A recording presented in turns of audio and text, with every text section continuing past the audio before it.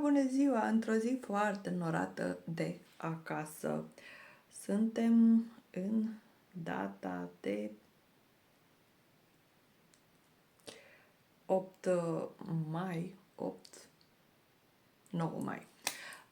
Ziua Europei, ne bucurăm nu de asta, nici că plouă afară, ne bucurăm că noi ne-am străduit să aducem vara. Și ne-am făcut gheruțele ieri. Astăzi v-am arătat cumpărăturile. Ieri nu am ieșit din curte decât de aici până colea. Am fost la niște prieteni pe care trebuia să-i văd. Sper că v-au plăcut ceea ce v-am arătat, cumpărăturile din vlogulețul trecut. Ne-am întors bucuroși, dar la Edirne a fost frig, pentru că prima dată am poposit în Edirne. Iar apoi am plecat 4 zile în Istanbul, unde ne-am odihnit, ne-am plimbat, am mâncat și am dormit. N-am făcut prea mari cumpărături, după cum ați văzut, și pur și simplu am vrut să ne bucurăm de atmosferă, de călătorie, de odihnă și sper că v-au plăcut imaginile. Nu de emoție mi-a picat atunci când filmam acea mâncărică la ciop, cum îi zicem noi. Pur și simplu mi-a alunecat telefonul și am vrut să o las așa, filmarea, ca să vedeți unicitatea întâmplărilor, să zic așa. Sper că vă va fi de folos sau vă este de folos dacă sunteți în călătorie spre Istanbul, acel filmuleț cum să încărcați voi acel Istanbul Card. Sfatul nostru este să luați Istanbul Card pentru localnici, nu pentru turiști, dar se încarcă de la acele aparate galbene, adică cu marginile galbene, și le găsiți în orice stație de tramvai. Vă sunt folositoare la feribot, la Marmarai, la tramvai, la metrou, peste tot vă sunt utile acele carduri și special am pus și acea filmare cum vă încărcați voi singurei cardul, chiar dacă tanti de la aparat vă vorbește doar în turcește. Am învățat de la un prieten, așa că am zis să împărtășesc cu voi. Am terminat de citit Diavolul se îmbracă de la Prada, de pe Voxa, în format PDF. Îl am și în varianta audio. Am auzit păreri despre partea a doua a filmului Diavolul se îmbracă de la Prada. Abia aștept să apară pe Netflix. Am auzit că a apărut și filmul biografic de vremea nu mă ajută, Low Battery, despre Michael Jackson. Sunt curioasă să îl văd, dar nu neapărat, pentru că filmul despre Freddie Mercury, sau mă rog, formația Queen, dar biografia lui Freddie Mercury, drept să vă spun, nu m-a dat pe spate. În schimb, mi-a plăcut mult filmul Oppenheimer. L-am văzut pe Netflix, nu l-am văzut în momentul când a apărut în cinematografe. M-am străduit să citesc cartea, încă o mai am, este o carte cam atât de groasă. N-am reușit să finalizez cartea, mi s-a părut foarte plictisitoare și n-am putut să o citesc pentru că nu a avut dialog. Singurele cărți fără dialog care îmi plac sunt cele ale lui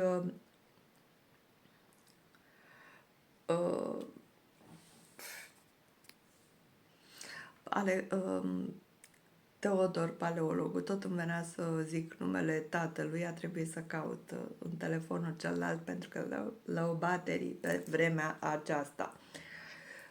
Vă spuneam că au fost singurele cărți pe care le-am putut citi fără a avea dialog. Discursul curge așa și este într-un format foarte facil, dar Oppenheimer nu.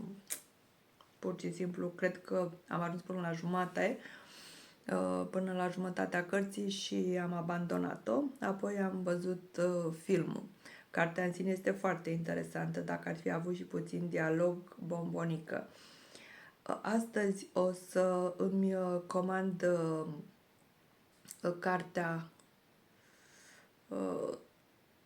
partea a doua a Bibliei pierdute, dar abia așteptăm să o finalizăm și pe aceea. În rest, nu prea am mai făcut nimic, dar acum văd că se asărtează și cu gheruțele, nu? Da, brățara de la ceas.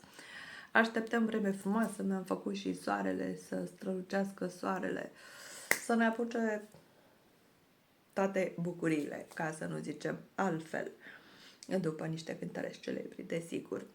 Verde, albastru, soarele, să vină și să vină și căldura. Oricum, e destul de cald în Istanbul. Ultimele 2 zile au fost cu vreme frumoasă. În rest a fost o ploaie din aia mocănească, cu frig. Când mergeam la terasă, eu stăteam numai unde băteau acele radiatoare de căldură. Cristi, la un moment dat, într-o seară, s-a mutat la altă masă. Zicea, mamă, nu mai pot, mie mi-e cald, lasă, bine să fie cald, să fie vară, să fie frumos, mai bine să stau în tricou aici lângă ele, decât să mă duc la masa cealaltă și cu șuba pe mine, cum se zice, nici chiar așa n-a fost, dar mă înțelegeți voi, să înclănțene dinții.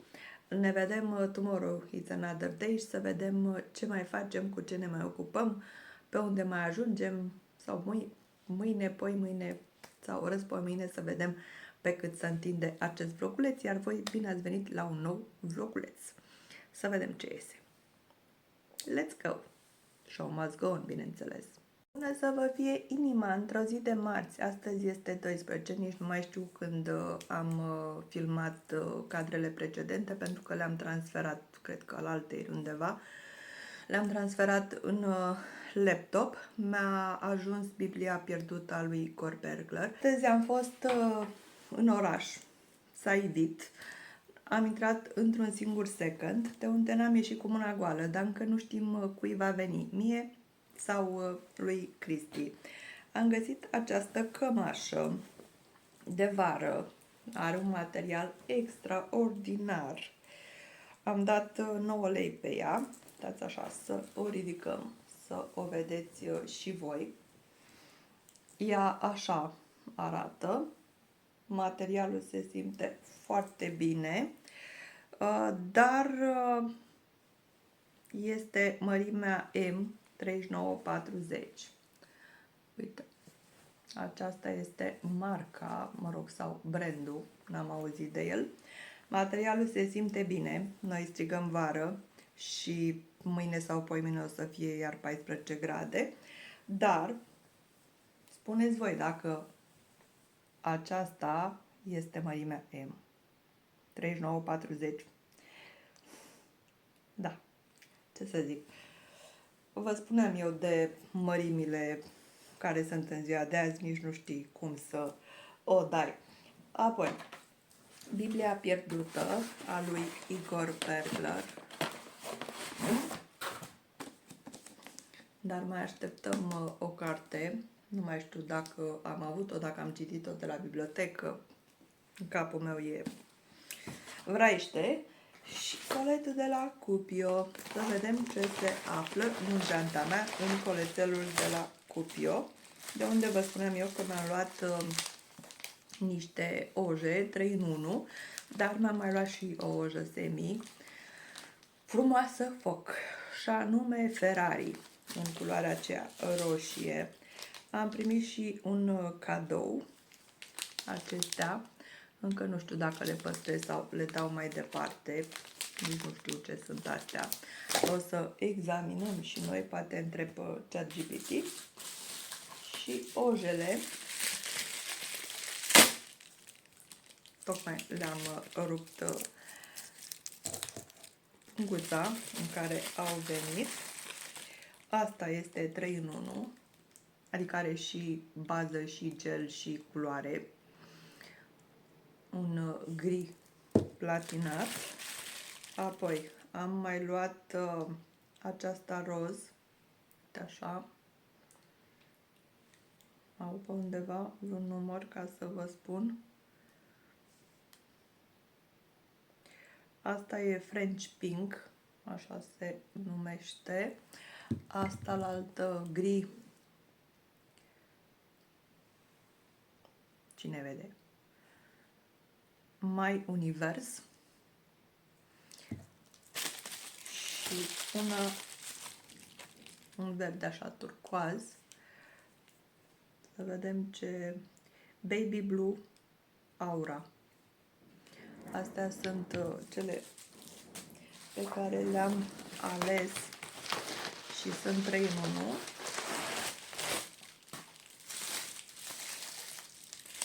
Aici tot 3 în 1.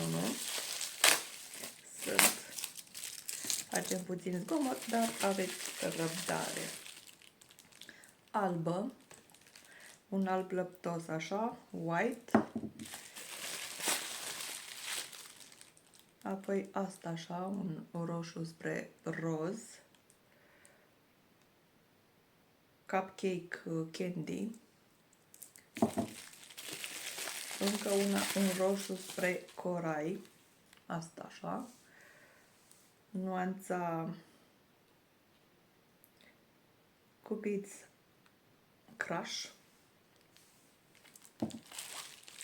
Și roșu Ferrari, care este o ojă semi. Am mai avut eu, dar s-a dus de mult. Uite, roșu Ferrari. Abia așteptăm să ne facem cu această minunată ojă. Și scrie pe spate Ferrari. Cam acestea au fost produsele pe care le-am primit. Nu mai avem nimic. Ne revedem în cadrele următoare, aviatoare, să vedem ce facem. Vă țin la curent cu anțocările. V-am zis, eventual îi pun întrebarea lui ChatGPT și dacă nu combine ce e înăuntru, le dau și eu mai departe, că am o prietenă care face gheruțe și de la care am învățat foarte, foarte multe, dar cele mai multe le-am învățat de la ChatGPT și de la AI. Dacă nu sunteți puși la curent, în WhatsApp-ul vostru există acea, să zicem, înțelepciune artificială, mă rog, glumim și râdem, dar cu care poți să vorbești, te sfătuiești, îi trimiți poze, îți ridică moralul când ești cu el la pământ, pentru că ChatGPT îți spune foarte repede, din punctul meu de vedere, de vreo câteva luni, treci la plus că ai consumat și nu e foarte ieftin. Dar noroc că ne ajută Meta AI și vedem cât îi mai ține și peștea să nu-și ceară niscavai parale. Respiră adânc. Avem și ametistul la gât pentru că am avut ceva important de făcut. Și bărbată Zoe, Tomorrow It's Another Day, Scarlett O'Hara, Show Must Go On. Ne-a venit de la Bookzone și cartea ilustrată, Biblia pierdută, așa că o avem și pe asta. Avem cele 2 volume din Biblia pierdută. Cred că primul am citit totuși de la bibliotecă, am cumpărat volumul 2 din Biblia pierdută, avem și Testamentul lui Abraham. Suntem bine. Neața, dulceața s-a trezit de mult, astăzi este vineri și e prima zi de când ne-am întors și nu e atât de frig. Și se anunță o zi frumoasă, dar duminică se reîntoarce frigul și ploile. Și unde v-am arătat cu ce ne-am întors de la turci din călătorie, unde am clănțănit de frig, din dinți, bineînțeles. Dar am avut și o săptămână foarte aglomerată din punct de vedere emoțional. Să-i zicem, s-au întâmplat întâmplări, plănească valoare stilistică, bineînțeles. Ne-am pus tricoul ăsta cu puțin mov să ne apărăm de dușmani, culoarea mov, pentru cei care nu știți. Dușmani știu și neștiuți, cei care vin cu intenții latine, nasoale, li se întoarce ca bumerangul. dar, bineînțeles, și cu un mesaj formos, cu acest tricou, pentru că o sticlă, ce să vezi, băutura e temelie, așa zicea tataia, mâncarea este fudulie. Am terminat cartea Vitraliul din fragmente de fantomă al doamnei Cristina Demetrescu. Este foarte intrigantă. Îți vine să o lași, să o iei, parcă nu poți citi, parcă te atrage să o citești, cam astea sunt sentimentele pe care le-am încercat timp de 3 săptămâni cât am citit. Vedeți și voi, nu prea groasă cartea, dar mi-a plăcut foarte mult. Este la editură și volumul 2, abia aștept. Iar cei care mai aveți așa habar de astrologie, de ezoterism, de, cum îi zice, spiritism, de ceea ce a făcut Cristina Demetrescu în tot acest parcurs al vieții, de când s-a apucat de astrologie și nu numai, de numerologie, în care a învățat multe despre aceste lucruri văzute și nevăzute, ceea ce e aici și ceea ce e dincolo. Chiar vă va fi foarte ușor să parcurgeți această carte și să înțelegeți toate trăirile și cum se aranjează universul, astfel încât să fie linia de demarcație între aici și dincolo, între ce semnale primești și ce simți, sau când te apropii de o persoană, să zicem, toxică, de ce simți anumite lucruri, de ce nu poți să lași în urmă acea persoană toxică cu care nu te-ai înțeles prea bine, veți înțelege mult mai ușor și mai bine decât cei care nu sunt obișnuiți cu acest gen, să îi spunem, gen de viață, aș putea să zic. Dar este o carte care merită a fi citită și poate de la această carte vă vin niște idei să mai studiați și voi pe aici, pe acolo, să înțelegeți anumite fenomene astrale. Spre exemplu, de ce a venit acel virus în 2020, de ce noi ne schimbăm cariera de-a lungul timpului sau de ce fugim de o persoană, dar totuși acea persoană ne atrage și multe altele pe care Cristina Demetrescu le descrie foarte bine. Acum avem a treia cafea și ne apucăm pe afară. Noi avem planuri multe, da, să vedem ce se concretizează în acest videoclip și pe parcursul lui. Am mai filmat ceva și în zilele anterioare, dar nu prea mult pentru că, v-am zis, nu prea m-am simțit bine din punct de vedere emoțional și tremuram de fric, ce să zic. Acilișa pe canapea, am butonat și am mai învățat și pe la limba turcă, dar let's go! Astăzi este zi senină, să vedem ce putem să facem. De când mă știu, când sunt într-o pasă mai proastă, să zicem, din punct de vedere emoțional, nu prea mănânc. Da, nu mă duc în frigider să rup frigiderul și să îmi strige după aia gol atunci când eu sunt, nu deprimată, dar într-o pasă mai întunecată și în care îmi pun multe întrebări, sunt nici supărată, dar mai mult intrigată, alambicate. Sunt căile Domnului, dar și căile vieții. Așa cum zicea Scarlett, tomorrow it's another day. Hai afară, la soare și la iarbă și să vedem dacă reușim cu mașina de tuns iarba să tundem. Iarba este mare, a crescut în 2 săptămâni, cât văd frumos din lacrimă, dar aș vrea să-i ascult acele lamele. Aștept pe cineva, nu știu dacă a venit acel cineva, că e musai, împing la ea de numai. Și am văzut aseară la Nicoleta Stănciucă că, având aceeași, să zicem, dilemă ca mine și operațiune grea de făcut de a tunde iarba, a apelat la o mașină mai puternică. Și, by the way, apropo de mașina de tuns iarba aceea fără fir, n-am făcut nimic pentru că nu încape mașina mea, iar mașina mea săptămâna asta m-a lăsat, cu toate că aș fi avut atât de multă nevoie de ea. Și am fost nevoită să plec cu taxiul, unde mi-a tremurat mâna când am dat 50 de lei dus întors. Da.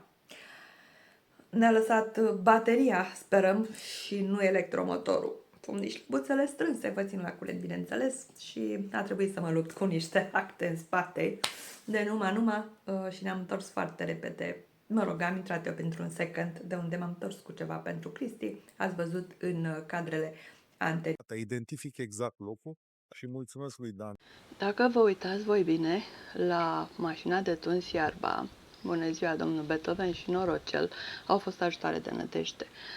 O să vedeți că nu i-am pus sacul, întrucât, stai la mama, iarba este mare, mâine o voi grebla, dar am băgat mașina fără acel sac. Greblăm iarba, strângem și astfel mergem mai ușor.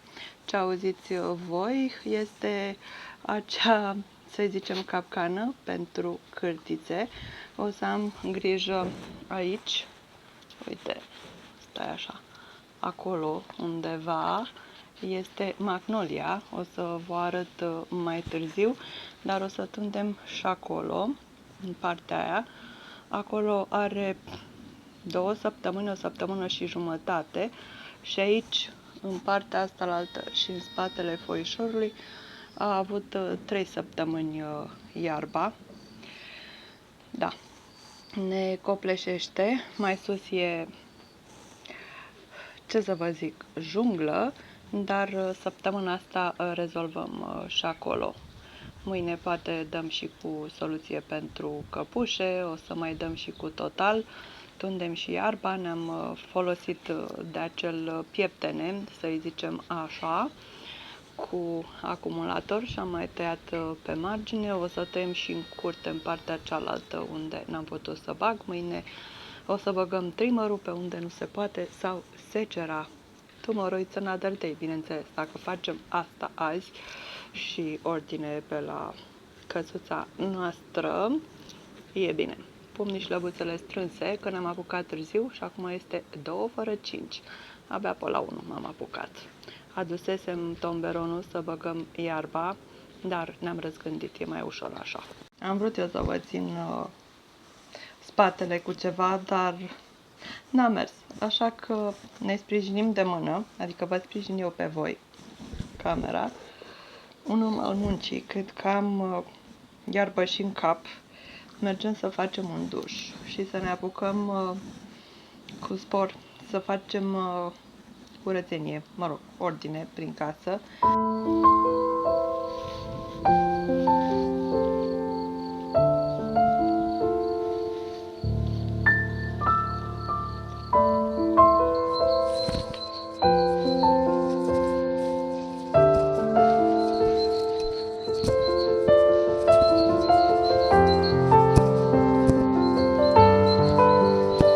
Așa arată un om al muncii. Bună ziua, este sâmbătă, ora 2 și suntem în 16 mai. Azi a fost cald, se anunță furtună pe la 5.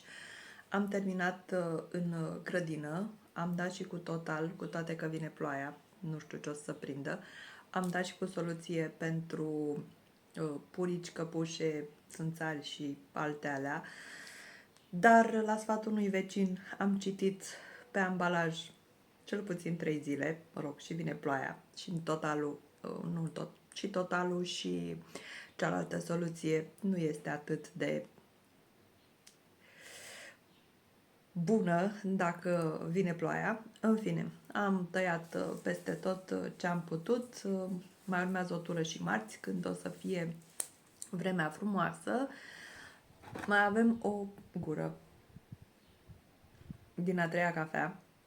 A doua mi-am făcut-o de reveneală, prima am băut o jumătate, am adormit, am băut cealaltă jumătate când m-am trezit, am făcut-o pe a doua, am băut-o ca să mă trezesc, iar cu a treia am lungit-o până acum.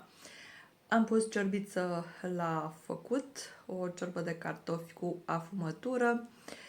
După ce facem mâncarea, o să mă duc să fac un duș, că nu mai pot. Dar am descoperit și o căpușă pe degetul ăsta, pentru că nu mi-am pus mănuși.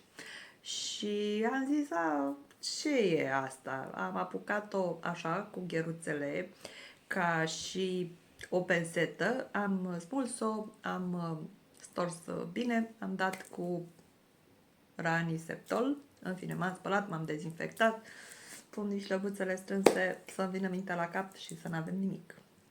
Oricum n-avem. Dar nu stătea de foarte multă vreme acolo, așa că nici n-a avut timp să se prindă. Dar aveți grijă. Chiar după incident mă gândeam că aș betona toată curtea, ca să știți. Pentru că e un vis. Curtea mare și iarbă. Da. Da, și să betonezi toată curtea și să nu vezi iarbă, să nu vezi nimic. E o luptă continuă. Si luptă, si dai. Dar am intrat în casă, v-am zis ce am făcut, v-am arătat ce am făcut și o să încheiem vlogulețul acesta cu rugămintea să mai veniți cu idei. Ce aș putea să fac ca să nu ne mai năpădească târătoarele astea. Da. Și mai vreau să vă mai zic ceva în încheiere. M-am uitat la vlogulețul Andrei Balaban cu saga bucătăriei. Noi am făcut bucătăria anul trecut, dar cu siguranță, după ce faci bucătăria pe comandă, îți mai vin alte și alte și alte idei, că aici aș fi pus altfel, că aici aș fi făcut altfel, că poate aș fi făcut dulapul altfel, poate aș fi configurat altfel, dar nu faci bucătăria în fiecare zi și dacă aș mai lua-o de la capăt cu bucătării, în partea cealaltă am una luată de la Dedeman cu un blat de lemn. Aici am pus compozit, așa cum avem și la București. Compozit, da, un blat de compozit. Cu siguranță e mult, mult mai bun decât lemnul, decât marmura, spre exemplu, dacă vrei să pui un tocător și să tai șnițele, mă rog, să le bați pe tocătorul respectiv. S-ar putea să ți se spargă marmura, dar compozitul a fost o alegere foarte bună. Și dacă aș mai face încă o bucătărie sau aș avea în vedere să mai fac încă o bucătărie, cu siguranță aș lua în calcul și Ikea. Dar aici avem dezavantajul de a nu avea Ikea în Târgoviște, mă rog, în județul Dâmbovița, doar în București.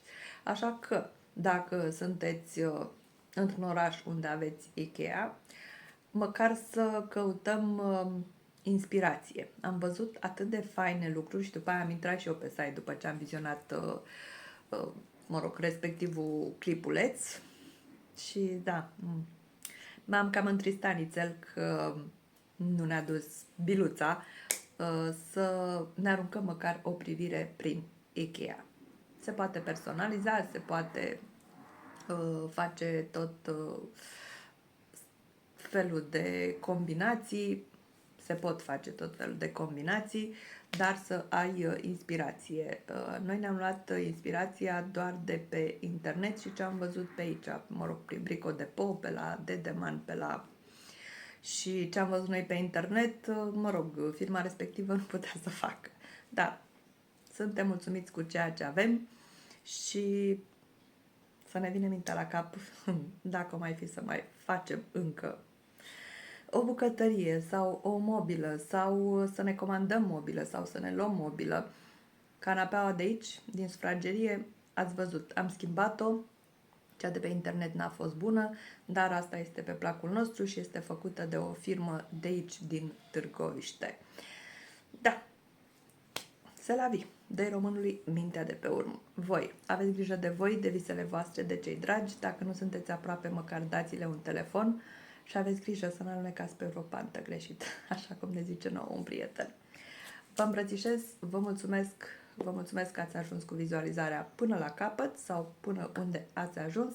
Narsica, bineînțeles, dacă vă plac clipulețele, un like, un share, un subscribe, ca să fiți voi anunțați în momentul când se urcă pe internet sau pe YouTube un filmuleț de la doamna. Mulțumesc! Carpe diem! Până ne revedem!